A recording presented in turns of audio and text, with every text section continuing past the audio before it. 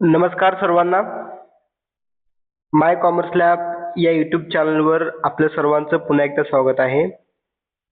विद्यार्थी मित्रांनो, आजच्या व्हिडिओमध्ये आपण ग्राहक संरक्षण कायदा 2019 कंझ्युमर प्रोटेक्शन ॲक्ट या कायद्यावर आधारित 20 महत्त्वपूर्ण बहुपर्यायी प्रश्न यावर चर्चा करणार आहे.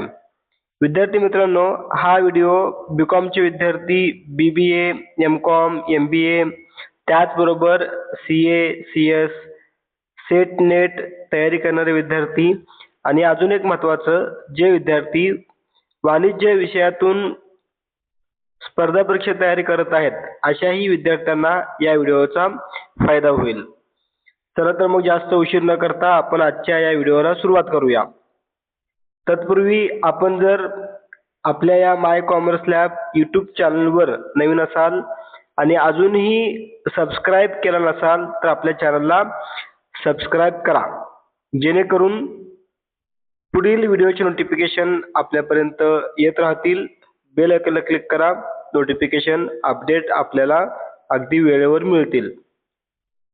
बघा, यामध्ये पहिला प्रश्न, जागतिक ग्राहक दिन कधी साजरा केला जातो? 5 जून, 15 मार्च, 1 मे, 10 डिसेंबर. तर विद्यार्थी मित्रांनो, जागतिक ग्राहक दिन म्हणजेच विश्व ग्राहक दिन हा जो दिवस आहे, हा दिवस 15 मार्च रोजी साजरा केला जातो. म्हणून याचं उत्तर आहे ऑप्शन बी, 15 मार्च. पुढे बघा, प्रश्न दुसरा या ठिकाणी, ग्राहक संरक्षण कायदा कोणत्या वर्षी अस्तित्वात आला? आता 1984, 1986, 1991 आणि 2000. लक्षात घ्या, नवीन जो कायदा आहे 2019 चा आहे. ठीक आहे, सुधारित कायदा 2019. आता जुना जो पूर्वीचा कायदा आहे, तो पूर्वीचा कायदा 1986 चा आहे.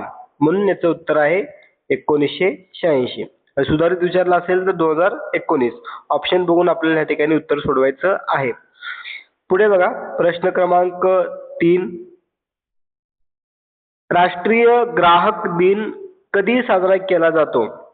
24 डिसेंबर, 15 ऑगस्ट, 26 जानेवारी आणि 2 ऑक्टोबर. तर विद्यार्थी मित्रांनो, आपल्या भारत देशामध्ये राष्ट्रीय ग्राहक दिन हा जो दिवस आहे, हा दिवस 24 डिसेंबरला साजरा केला जातो. म्हणून याचं उत्तर आहे 24 डिसेंबर राष्ट्रीय ग्राहक दिन साजरा केला जातो. पुढे बघा, प्रश्न चौथा या ठिकाणी, ग्राहक संरक्षण कायद्याचा मुख्य उद्देश काय आहे?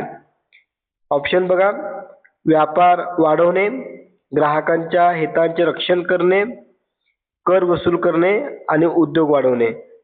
तर मित्रांनो, या ठिकाणी नावातच आहे ग्राहक संरक्षण, बरोबर आहे. म्हणजेच ग्राहकांच्या हिताचे रक्षण करणे हा त्याचा मुख्य उद्देश आहे. ऑप्शन क्रमांक बी. पुढे बघा, प्रश्न क्रमांक 5, पाचवा प्रश्न, रुपये 1 कोटी रुपयेपर्यंतच्या नुकसान भरपाईच्या तक्रारी कुठे दाखल केल्या जातात? 1 कोटी रुपयेपर्यंतच्या नुकसान भरपाईची तक्रारी कुठे दाखल केल्या जातात? जिल्हा मंच, राज्य आयोग, राष्ट्रीय आयोग आणि सर्वोच्च न्यायालय. तर विद्यार्थी मित्रांनो, 1 कोटीपर्यंत जर रक्कम असेल, म्हणजे 1 रुपयापासून ते पूर्ण 1 कोटीपर्यंत रक्कम असेल, तर त्यासाठी जिल्हा मंचामध्ये आपण तक्रार दाखल करू शकतो. ठीक आहे, याचं उत्तर आहे ऑप्शन क्रमांक ए, जिल्हा मंच. पुढे बघा, 6वा प्रश्न, 1 कोटीपेक्षा जास्त आणि 10 कोटीपेक्षा कमी तक्रारी कुठे दाखल होतात? बघा, वस्तूच्या किमतीबद्दल जर वस्तूची किंमत 1 कोटी ते जास्तीत जास्त 10 कोटीपर्यंत असेल, तर अशी तक्रार कुठं करायचं? तर त्यासाठी आहे ऑप्शन बघा अगोदर, जिल्हा मंच, राज्य आयोग, राष्ट्रीय आयोग आणि सर्वोच्च न्यायालय. तर या ठिकाणी 1 कोटीपर्यंत असेल तर जिल्हा मंचामध्ये, 1 कोटीपेक्षा जास्त आणि 10 कोटीपेक्षा कमी असेल तर त्यासाठी आहे राज्य आयोग. बरोबर आहे, ऑप्शन क्रमांक बी, राज्य आयोग. पुढे बघा, प्रश्न 7वा, 10 कोटीपेक्षा जास्त रकमेच्या तक्रारी कुठे दाखल होतात? आता साहजिकच आहे, जिल्हा मंचामध्ये 1 कोटीपर्यंत राज्य आयोगामध्ये 1 कोटी ते 10 कोटीपर्यंत आणि 10 कोटी व त्या पुढील रक्कम असेल तर त्यासाठी आहे राष्ट्रीय आयोगामध्ये दाखल केले जातात. ऑप्शन क्रमांक सी राष्ट्रीय आयोग. पुढे बघा प्रश्न क्रमांक या ठिकाणी 8. राष्ट्रीय ग्राहक आयोगाचे मुख्यालय कुठे आहे?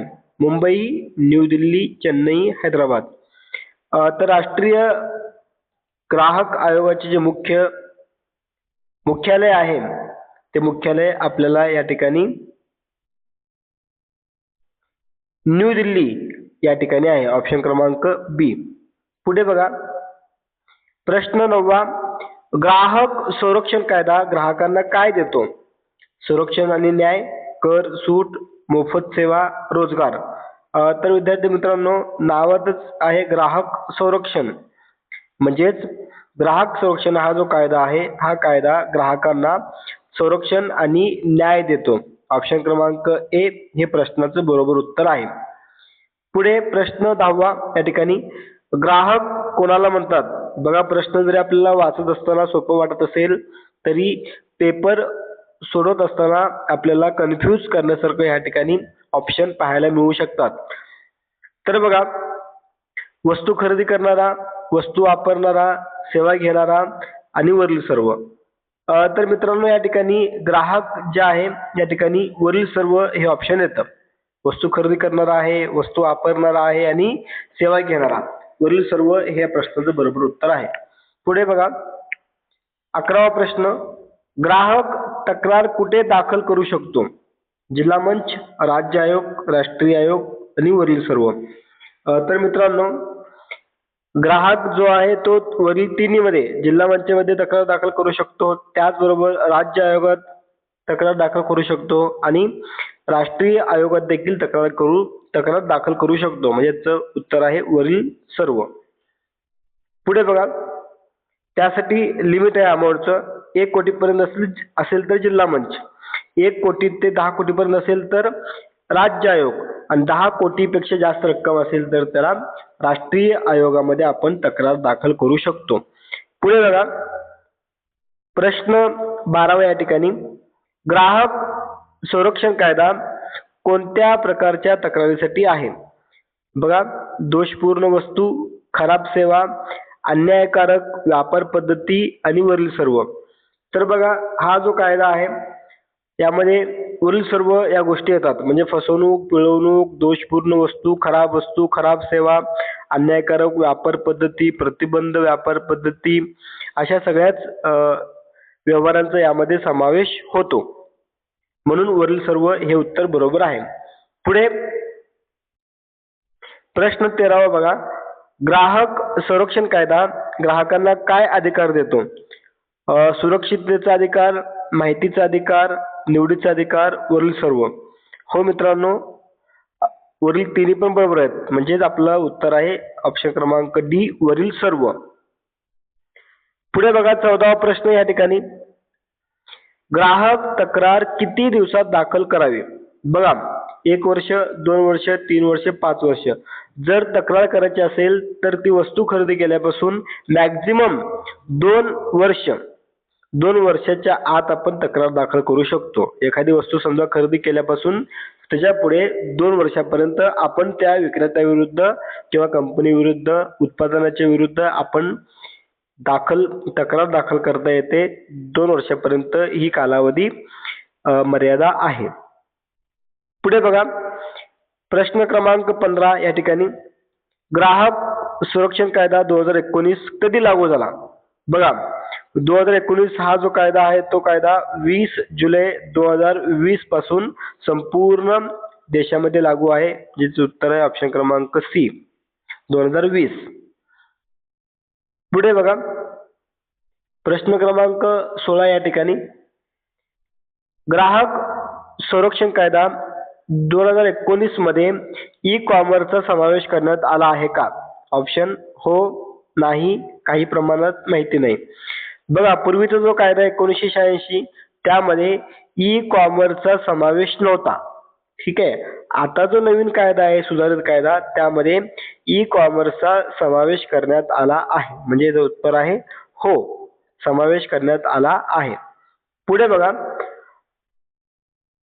प्रश्न क्रमांक 17 या ठिकाणी, ग्राहक संरक्षण कायद्याचा मुख्य उद्देश काय आहे? ग्राहकांचे रक्षण करणे. ऑप्शन क्रमांक ए, ग्राहकांचे संरक्षण. 18वा प्रश्न बघा, ग्राहकाला सुरक्षित वस्तू मिळण्याचा अधिकार कोणता आहे? बघा, माहितीचा अधिकार, सुरक्षिततेचा अधिकार, निवडीचा अधिकार आणि तक्रार करण्याचा अधिकार. तर बघा, या ठिकाणी ऑप्शन किंवा प्रश्नामध्ये जे शब्द आहेत तेच आपल्याला उत्तरमध्ये शोधायचं आहे. ठीक आहे. सुरक्षिततेचा अधिकार जो आहे तो वस्तू आपल्याला निवडण्याचा हक्क या ठिकाणी प्राप्त होतो. ऑप्शन क्रमांक बी. पुढे बघा, 19 नंबरचा प्रश्न, ग्राहकांच्या तक्रारी सोडवण्यासाठी किती स्तराची व्यवस्था आहे? 2, 3, 4, 5.